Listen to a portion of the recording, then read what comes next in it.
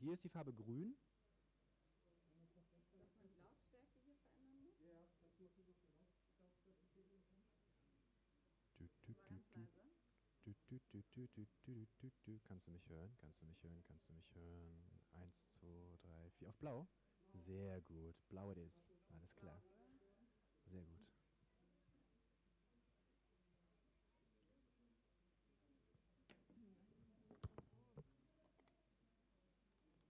Croissants?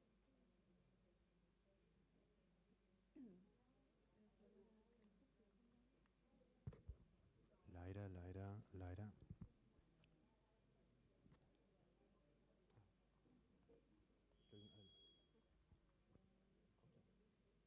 Hallo?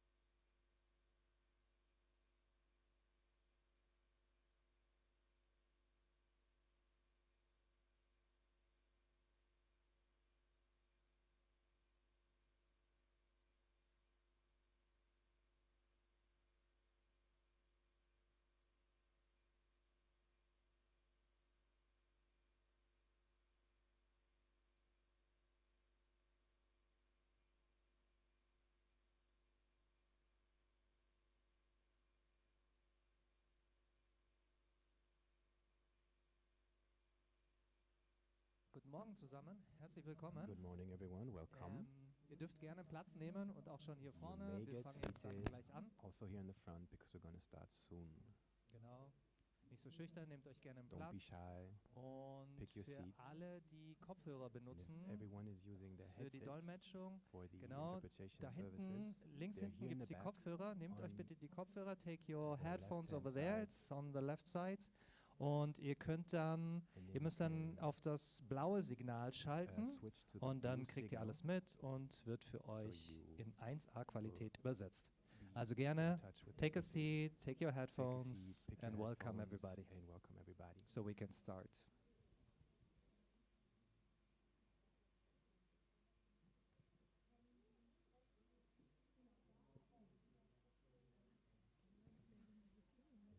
Voll laut. Genau, Ich habe auch Sehr gemacht. schön. super. Danke, Nora, danke dir. Genau.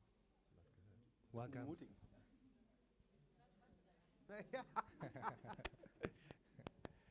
Das ist doch schon mal super.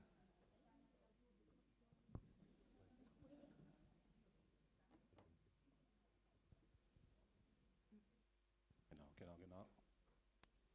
Kommen Sie vor, kommen Sie vor, kommen Sie vor. Perfect. Have a seat.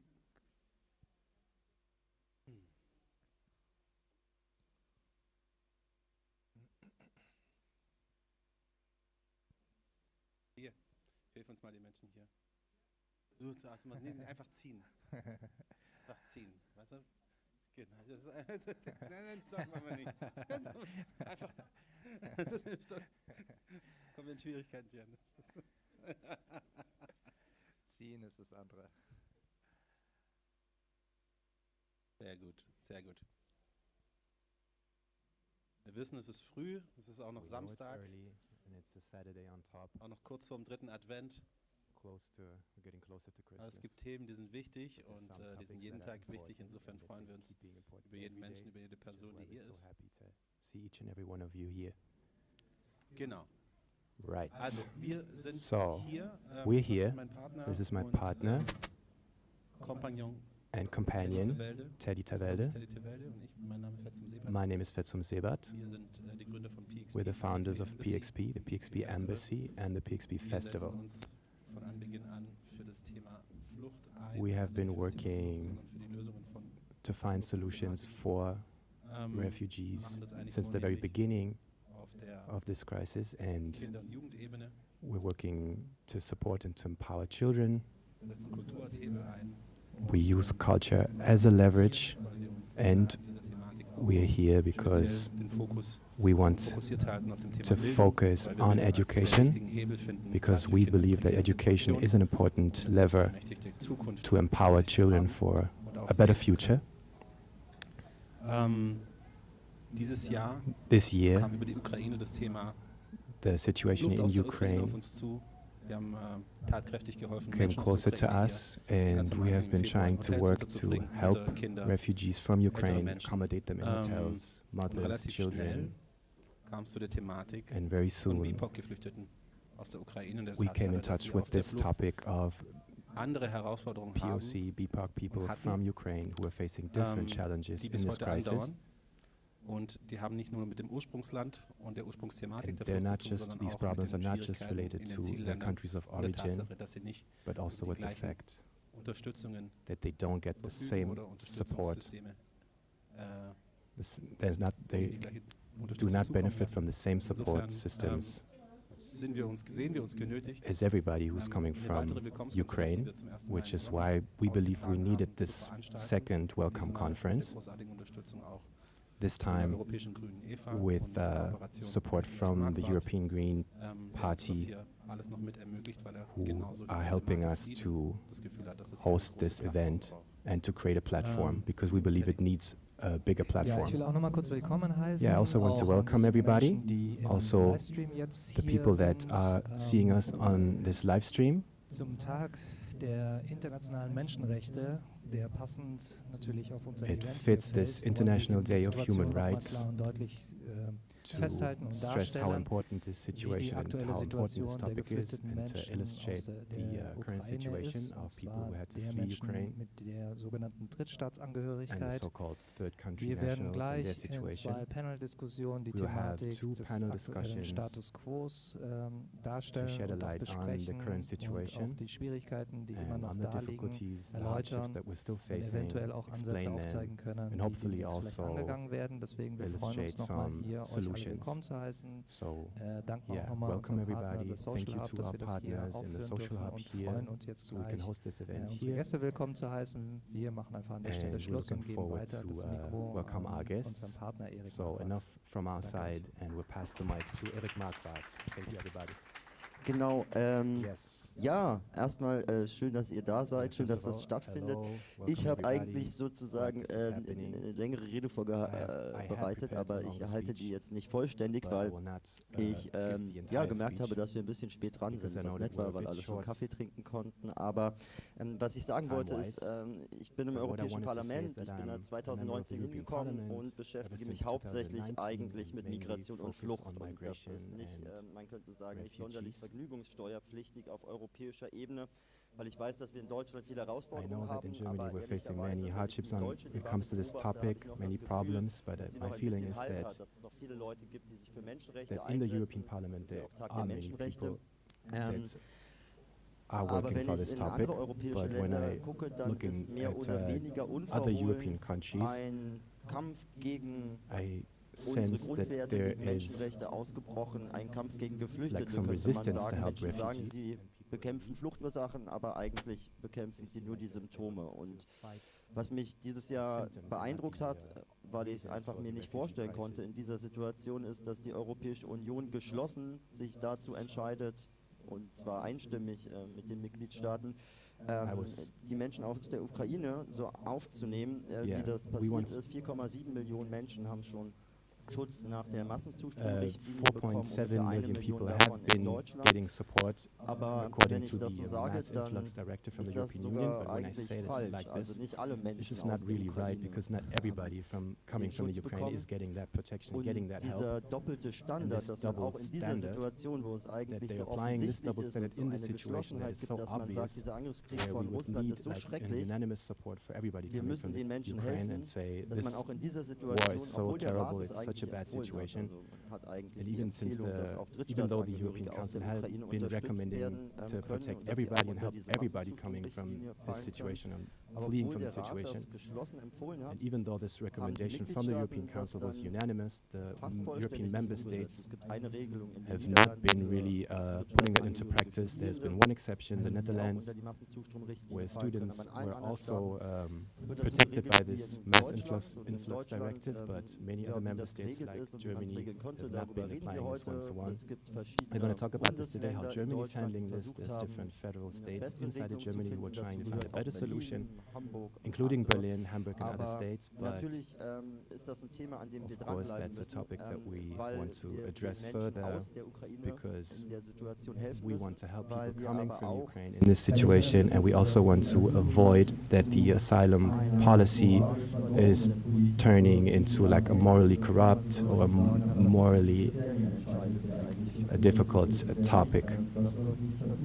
So we don't want people to have double standards as to who is getting support and who doesn't. This is our goal, and I hope that this event today will contribute to that. So yeah, most of all, I'm happy to be here, and I'm looking forward to the panel discussions that we're going to have.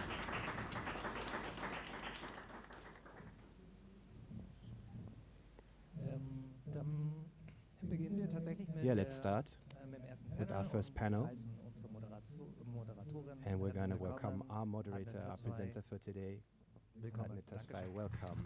Happy to have you.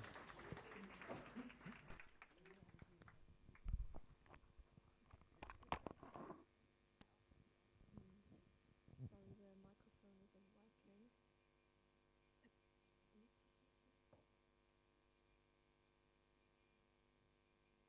Sorry, there seems to be a problem with the microphone. No, the wireless. The headset hurt.